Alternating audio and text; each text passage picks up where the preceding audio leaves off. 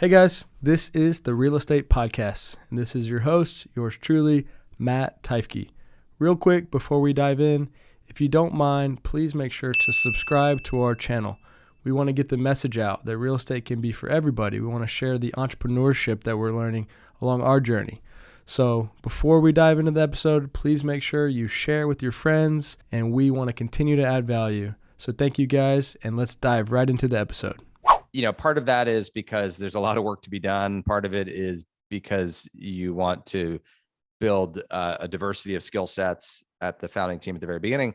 Part of it is just for companionship and empathy because, entrepreneurship is really hard and there's a lot of failure that you're going to encounter. Even the companies that are successful encounter plenty of failures along the way. So it's all about the team that you build and then the culture that you create, which allows that team to really excel.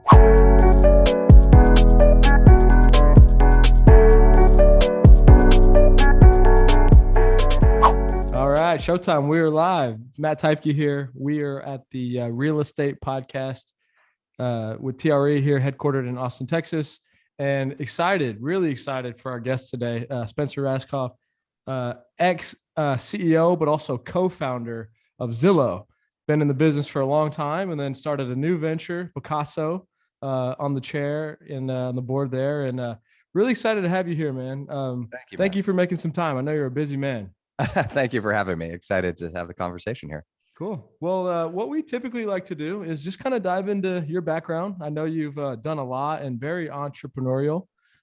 If you're okay with it, could you kind of just walk us through your journey, your career path, Sure. And we'll go from there. Absolutely. So let's see. So I went to college in Boston and started my career in investment banking. So I was at Goldman Sachs in the late 90s in their mergers and acquisitions department.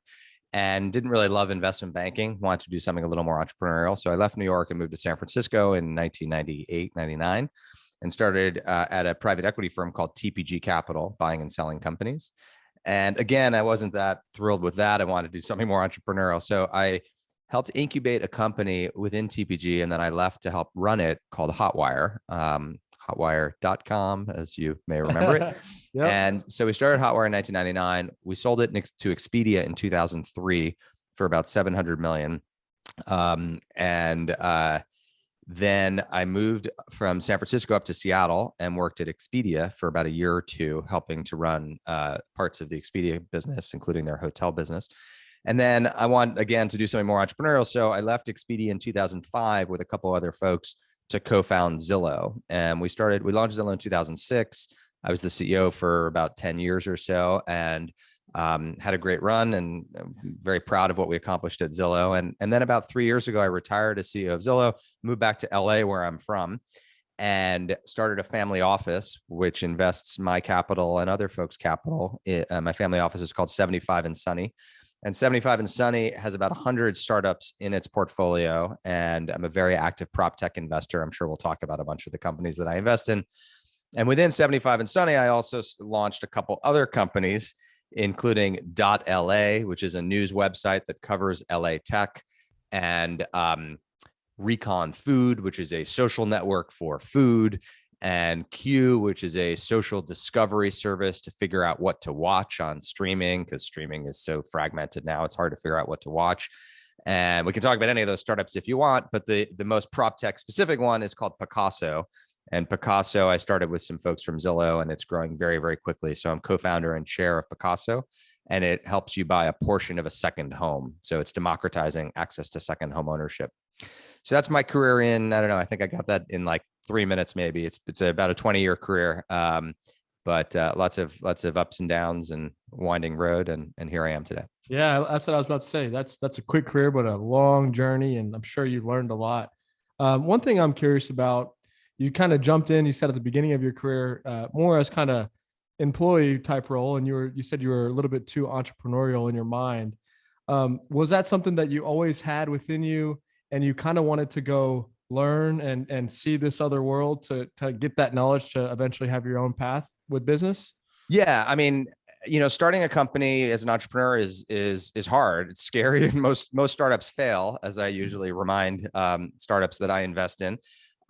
But it's fun, and especially that ideation phase, that blank slate when you're doing early product development, like with Q, for example. It's not a prop tech, company, but just very briefly, we're now trying to decide what should we turn this thing into. Right now, it's an app that helps you figure out what to watch based on what your friends are watching. Okay, well, should we build out features that bring in a discussion aspect where people can discuss these shows, or should we focus on the search and discovery rather than the community building, or how do we position this product? Do we position it as a utility to keep track of what you're watching, or as a social network to experience and share those TV moments with other friends and family? So it's a total blank slate. And you contrast that with other services that are 15 years evolved, like Zillow, for example.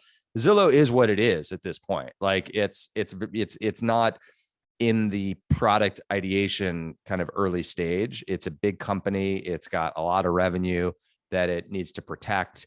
And so I find this entrepreneurial stage very fun, very exciting.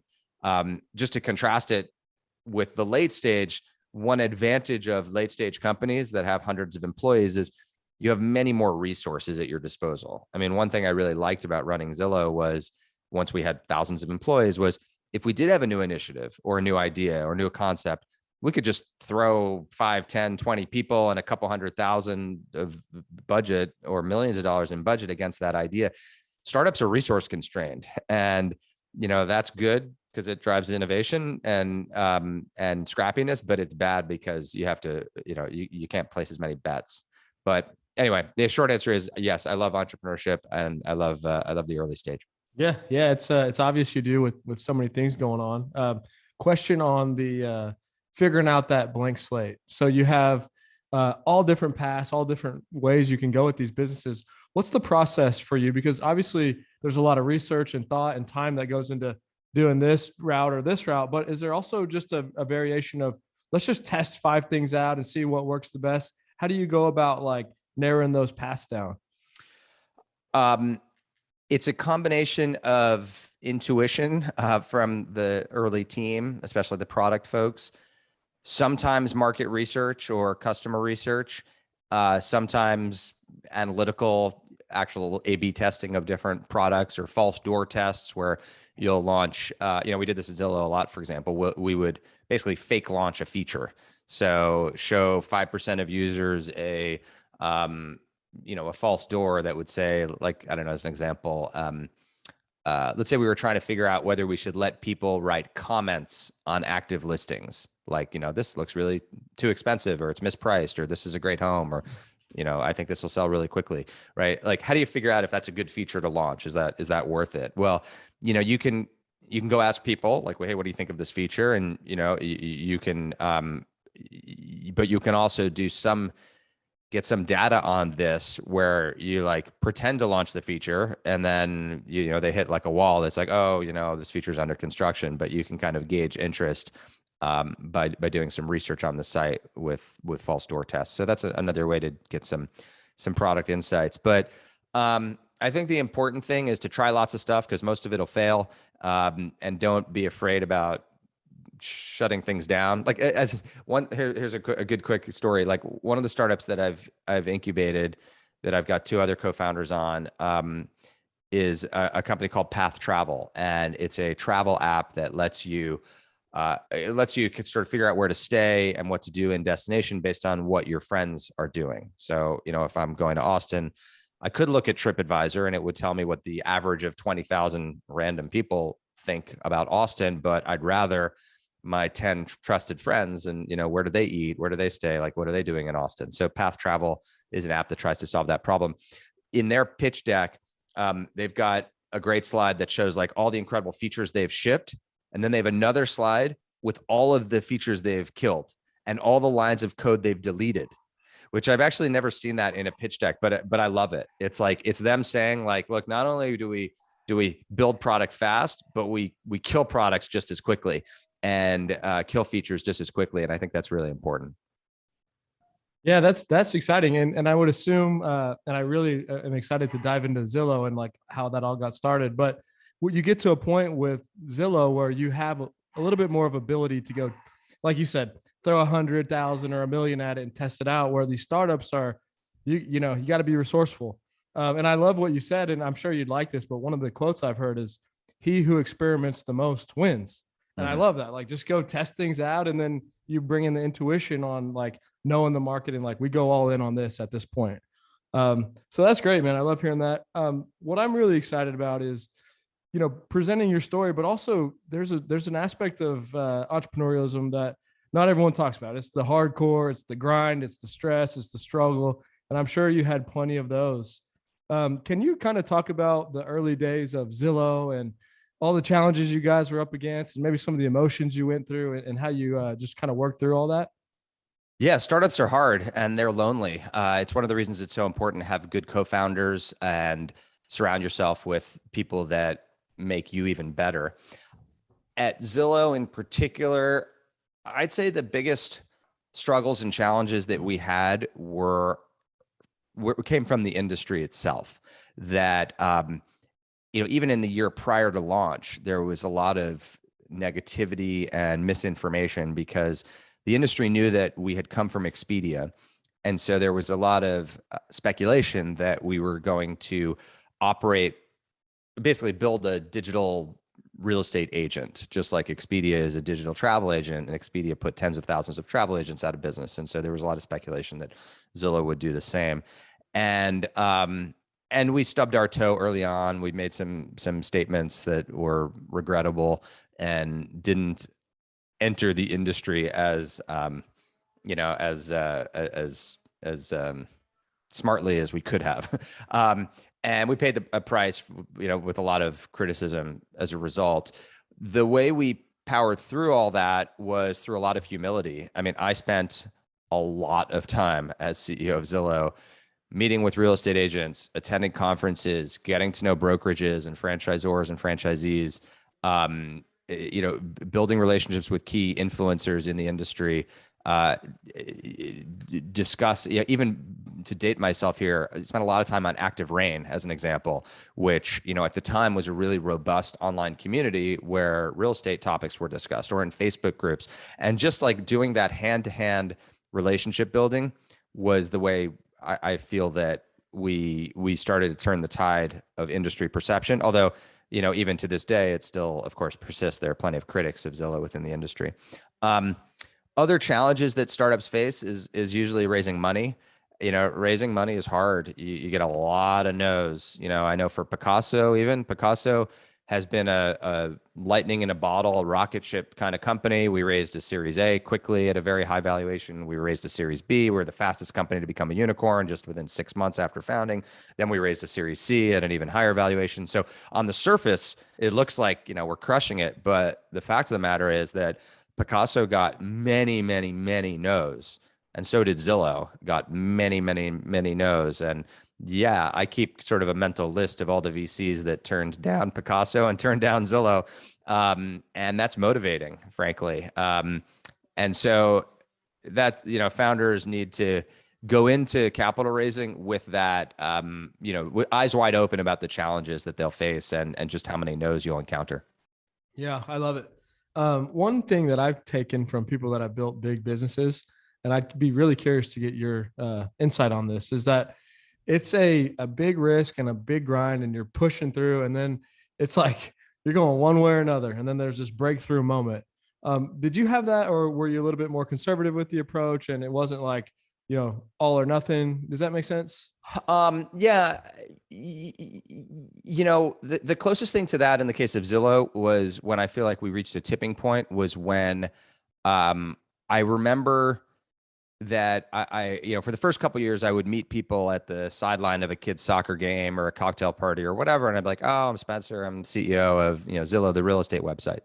And I remember when it tipped and I would start saying that, I'd be like, oh, it's great to meet you. What do you do? I'm the CEO of Zillow, the real estate website. And people would be like, I know Zillow. You don't have to say the real estate website. Like that's weird. And I was like, oh, okay, cool. You've heard of it. Right. So I remember when that like happened, because it wasn't that long ago. It was only like, I don't know, 5-7 years ago. And so that to me, the first like 3 or 4 times that happened, I was like, okay, maybe we have something here. That was like a kind of a light bulb moment. Same thing with Picasso, where we're starting to build that brand awareness. And now people are like, oh, that's that website where I can get, buy a portion of a second home. And like in the case of Picasso, it's happening much faster. We're reaching that tipping point. But that to me, for a consumer internet company, that's when I got plenty of companies in my portfolio like Q, for example, or dot.LA, which still need that descriptor, which you got to tell people what it is.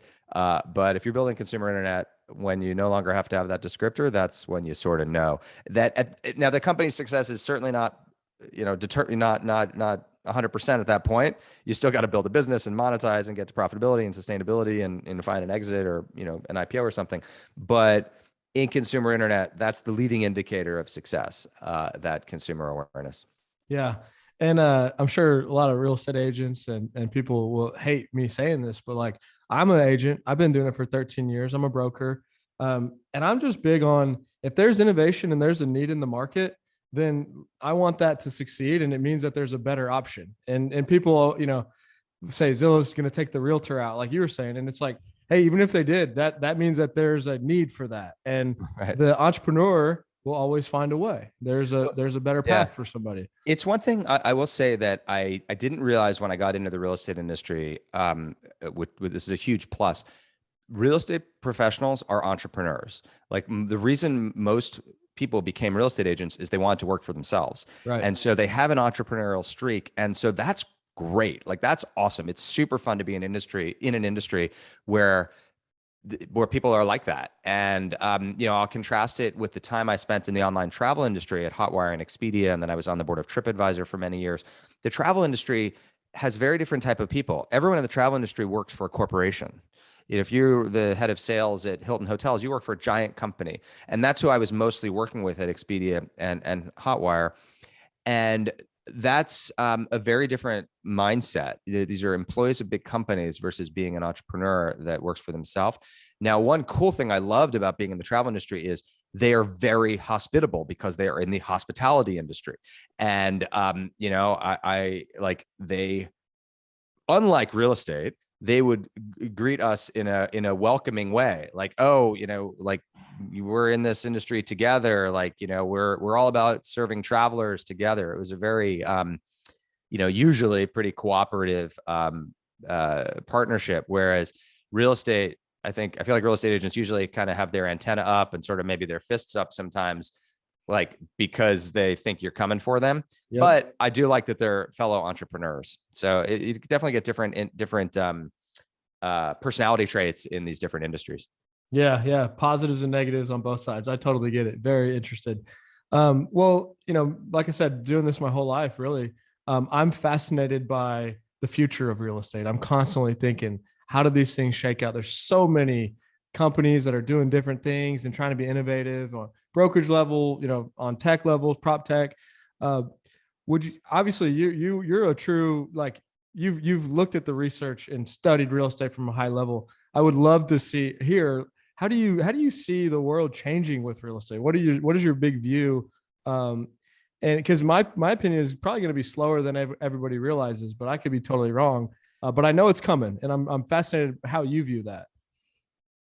I would suggest you think of the funnel, of the consumer funnel, from the consumer experience. So, and use that to understand eras of innovation in prop tech. So at the top of the funnel is search and discovery. How do consumers like find stuff, whether it's find an agent, find a home, find an apartment to rent or a home to rent. And so that's the era of search and discovery, which was kind of, let's say the first phase of that was 1995 to 2005, like a realtor.com kind of stage. And then the 2005 to 2015 was the Zillow, Trulia, like homes.com and Redfin as their emergence as a portal. So that's search and discovery. That era is basically over. Like, I don't think there's that much innovation left in that part of the funnel. You then move a little deeper in the funnel, and now you've got how a consumer interacts with the professional. So I found the house. Well, okay, now what? And so there's a lot of innovation around real estate CRM, you've got, Boomtown and Commissions Inc. and Cloud CMA and, market leader from a prior sort of era and top producer from a prior era. So innovations around how the consumer and the professional interact. And then go a little deeper down the funnel. And now you're getting closer to the transaction itself. So you've got transaction management like Loop, DocuSign. And now even deeper down the funnel, you're actually in the buying of the home. And here's where we are today. This is where most of the innovation is happening today at that part of the funnel. So you've got the power buyers like a Fly Homes and a Ribbon. You've got the companies that are sort of splitting the cap table of the home, things like Divvy or Easy Knock. And I'm investors in many of these companies that I'm mentioning, to be, full disclosure. And then you've got the iBuyers, obviously like OfferPad and Open Door. So they're innovating around the transaction. And then you go even lower in the funnel, and now you're at mortgage finance. And you've got Tomo, where I'm an investor, and other people experimenting around payments and other financial products. And at the very, very bottom, you've got like title and escrow. So that's the funnel, and kind of where we are is like mid funnel and lower. And then you have sort of off to the side this question mark of platform shifts. Like the platform shifted from desktop to mobile, and that created a whole new set of winners. And we may be in the midst of a platform shift from mobile to metaverse, who knows? And that would create a new set of winners, especially at the search and discovery layer, where like, as I said, like that shift from desktop to mobile allowed Zillow and Trulia to unseat realtor.com in the search and discovery. It's possible that if we shift from mobile to metaverse or AR or some other form of search and discovery, there could be a new, Zillow of the metaverse or Zillow of VR, AR, like who knows? But I would keep an eye on that. That's the only way that I see much happening at the top of the funnel. Most of the innovation is at the middle or the bottom. That's cool. That's taking me on a little journey right there. So you go through these stages and the innovation and things get set where it's like, all right, like you said, the top of the funnel is done. As much as could be done, there's done. And that's kind of how that would play out. Yeah. I mean, there'll be little things here or there. And, like as a little example, Picasso, which is mostly a mobile experience. Like we have vertical photos at Picasso where you tap to advance. So it's a tiny little, whereas like Zillow still has horizontal photos and you have to like turn your phone sideways, like, which is not really a modern UI. So there'll be like small little kind of UI improvements from some newer companies, but like the key questions of like search and discovery, like that's kind of done. But boy, I will say this, like the reason that we're in this boom time of venture capital in the space is because the way to monetize that, the middle and bottom of the funnel, is all like there's so much money sloshing around there. That's where all the money gets spent, right? So consumers buy about 2 trillion of residential real estate a year. So if you can innovate around kind of the middle or bottom of the funnel, there's much more money there than the top of the funnel. Real estate agents earn 80 billion in commission, 80 or 100 billion in commissions, and they spend 20 billion of advertising. So those are big numbers, but the way to monetize that top of the funnel, which is, through advertising lead gen, it's a much smaller market actually than the middle or bottom of the funnel. And so that's why there's so much more venture capital today than there was even in that search and discovery era 15 years ago when Zillow was just getting started and it was hard to convince VCs to invest. Nowadays, proptech is a huge category and there's tons of venture capital because there's actually more money to be made in the middle and bottom of the funnel. Yeah, fascinating. Well, I want to get into Picasso in a second, but since you brought up metaverse, are you diving deep into that? Are you like studying it, looking at it? I mean, I've been an owner of cryptocurrencies for a long time, and I continue to buy more Bitcoin, Ethereum, and Solana. So I guess I'm long cryptocurrencies. With respect to Web3 and NFTs, like I've bought a couple of NFTs and I have a couple investments in NFT startups, but I would not describe myself as somebody that has like fully jumped in. I'm not buying real estate in the metaverse. I don't have any startups that are trying to use blockchain to disrupt title. So I'm not on the cutting edge of that area, but I'm kind of, in the second wave, I guess you would say. Yeah. You'll be there when it plays out.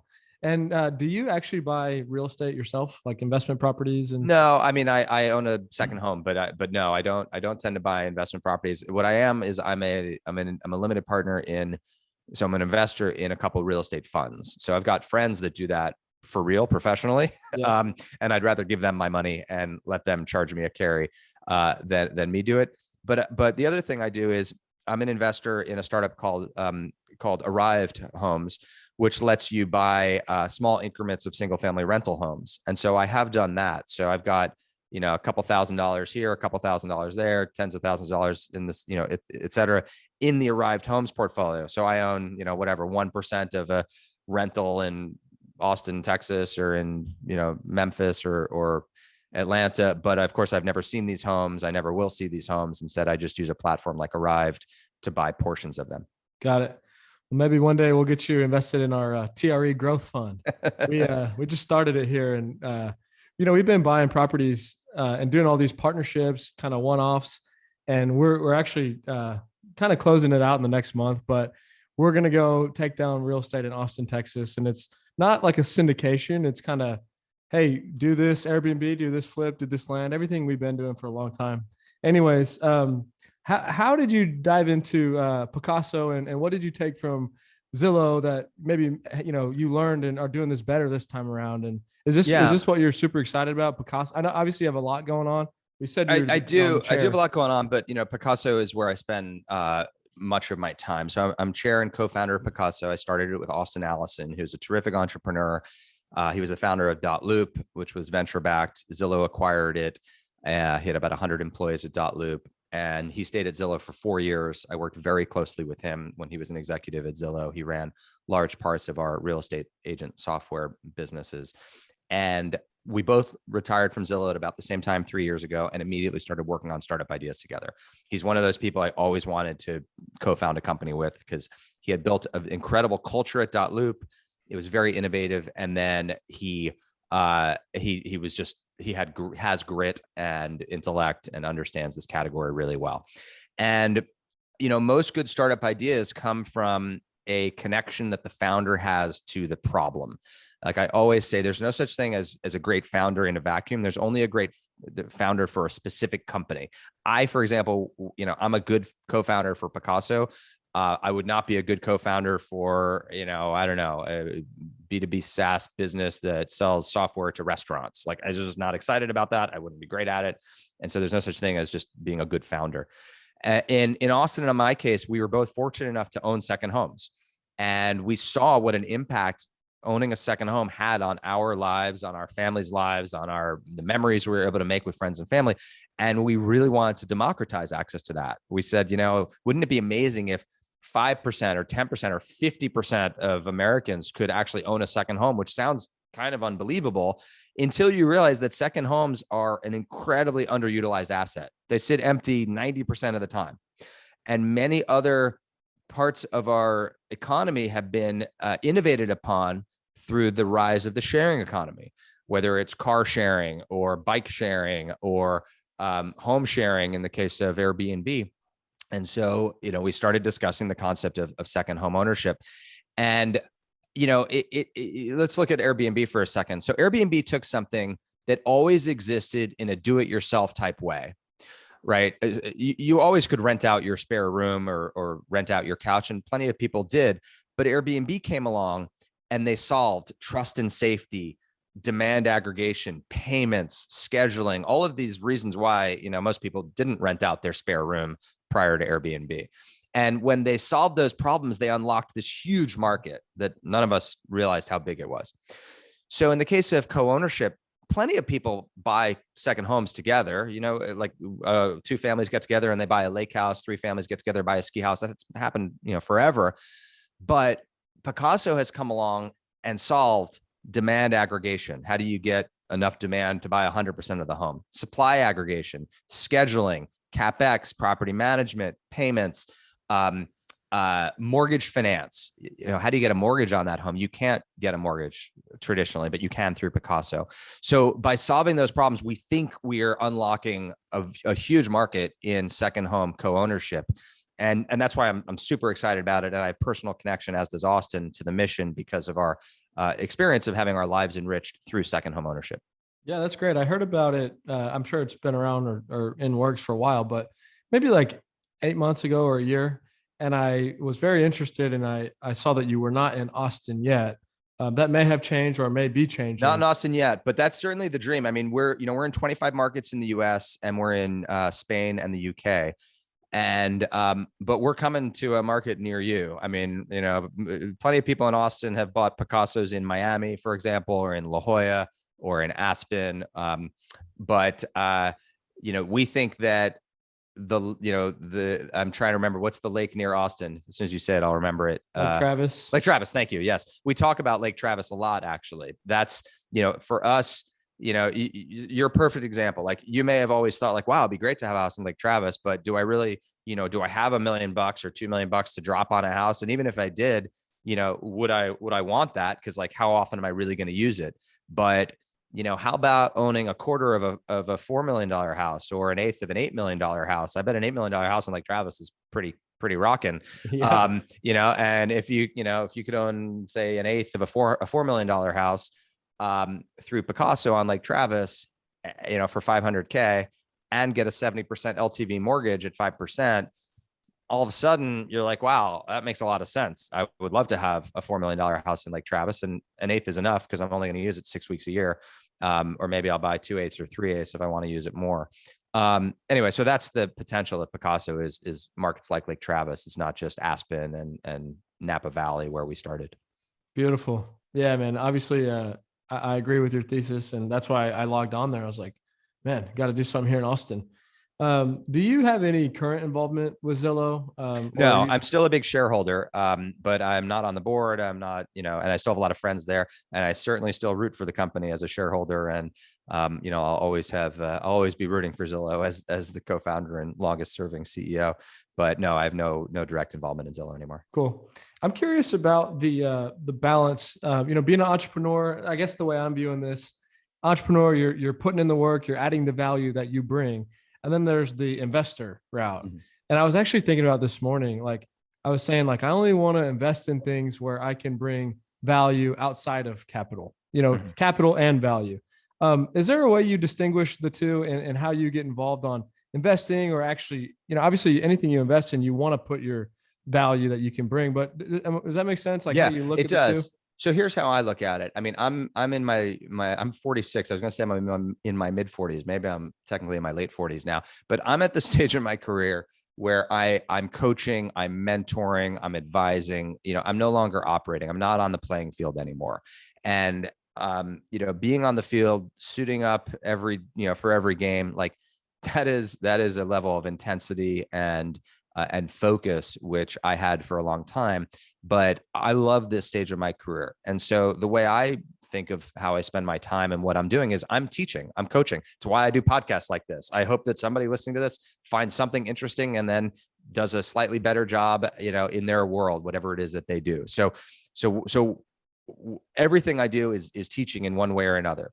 I'm literally teaching. I'm teaching a course at Harvard this semester called Startups from Idea to Exit.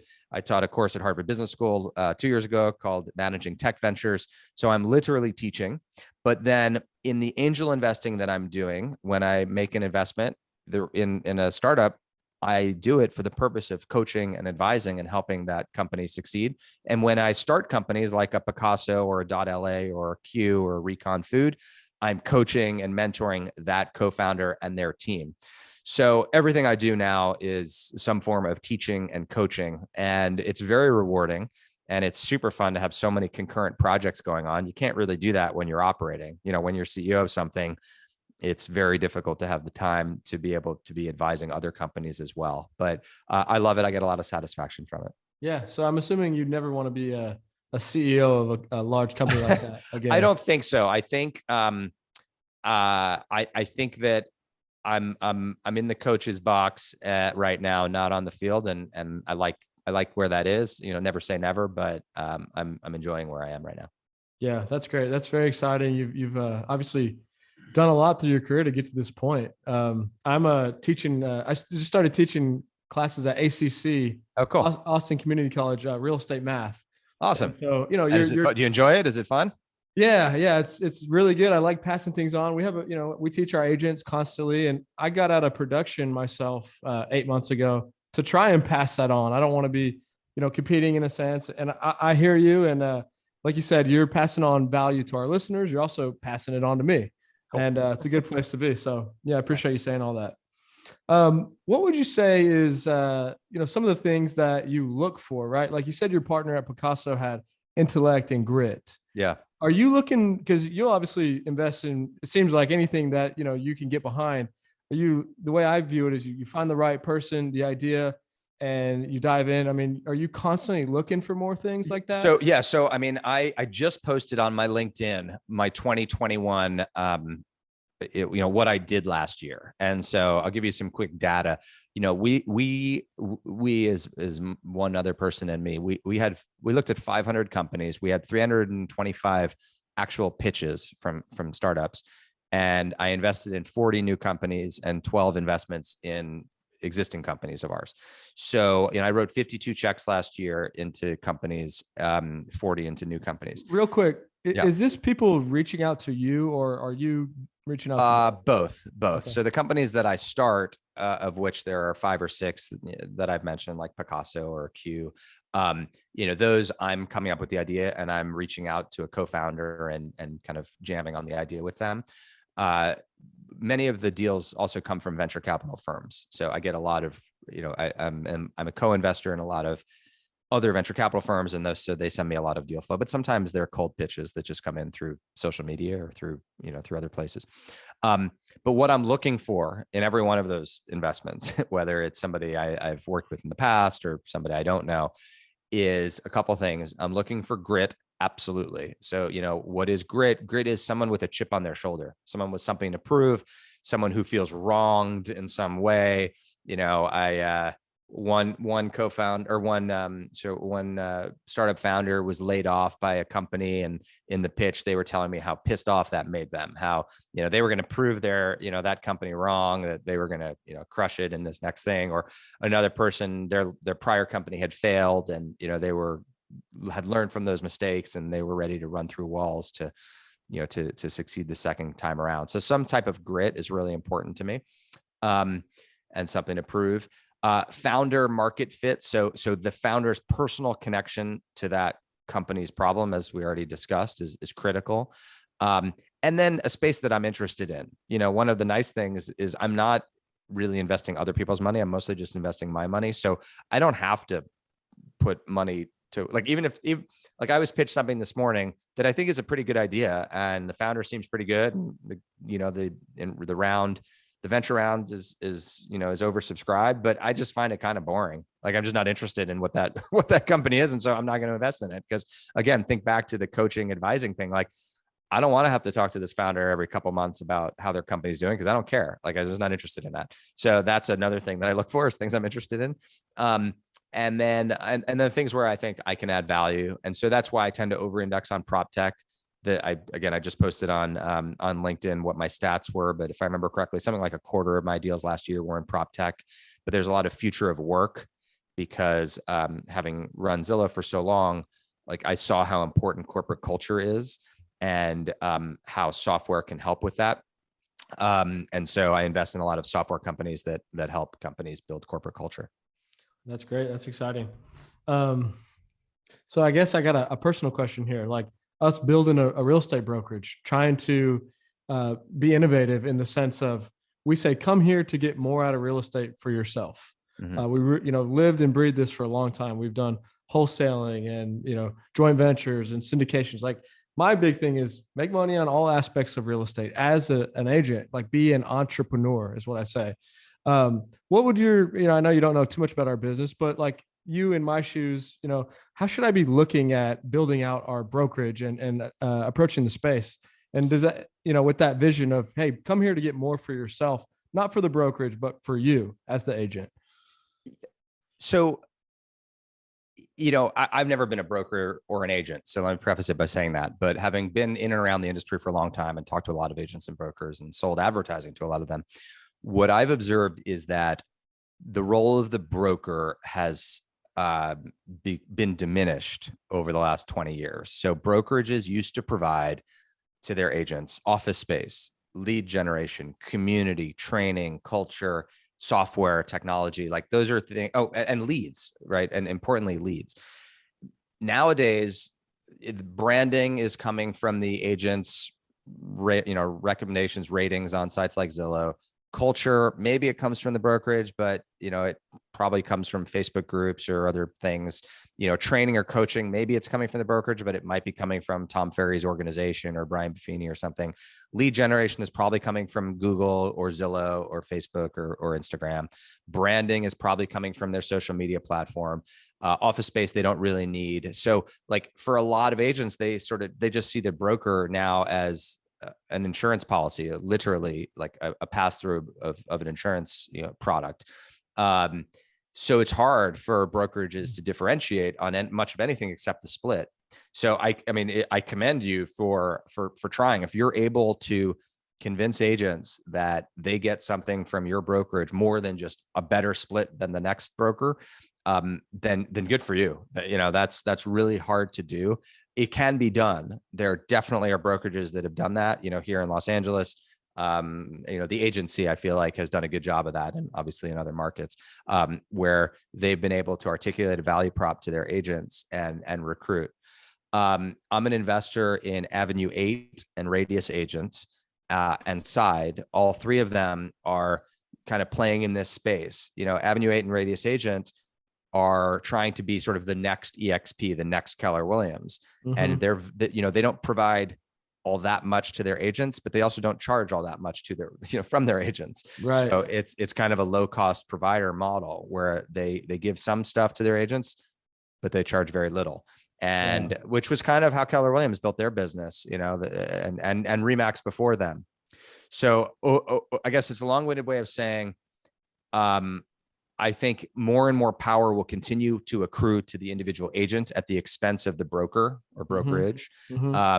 And so that, that makes your job harder. But, on the other hand, if you're able to pull it off, then you can build a really, really great business that way. No, that's cool. Cause I'm leaning towards what you're saying in that direction already of like, everything's to benefit the agent. That's what we're doing. We're not trying to minimize, we're not trying to go to a flat fee commission. There's all these things here in Austin, I'm sure everywhere too, $100 a month, but keep 100% of your commission. The value we're trying to provide is like, get more out of real estate, make money in and on. And we're big on the, own rentals, do the investing side. And so we're a built-in partner for our agents to take deals down and to not get shut down on paths that they're going at. But how do we build that out with scale? That's the big challenge, because we got capital to do deals, but we'll run out of it. Right. And so we are thinking of it like that, and it's fun. And, we're building like you were when you were on the field. Nice. Yeah. Good for you. Thank you. Appreciate that. What would you say is some of your best advice for entrepreneurs and things that you've lived by and held true and continue to do? You have to surround yourself by people who are smarter than you and better than you and complement your weaknesses. There's a good reason why the very few iconic companies are built by one founder. It's almost always 2 or 3 or 4 co-founders. Part of that is because there's a lot of work to be done. Part of it is because you want to build a diversity of skill sets at the founding team at the very beginning. Part of it is just for companionship and empathy, because entrepreneurship is really hard, and there's a lot of failure that you're going to encounter. Even the companies that are successful encounter plenty of failures along the way. So it's all about the team that you build, and then the culture that you create, which allows that team to really excel. Yeah, I love it. Is there anything else that you wanted to touch on? Anything that you're thinking of or passionate about?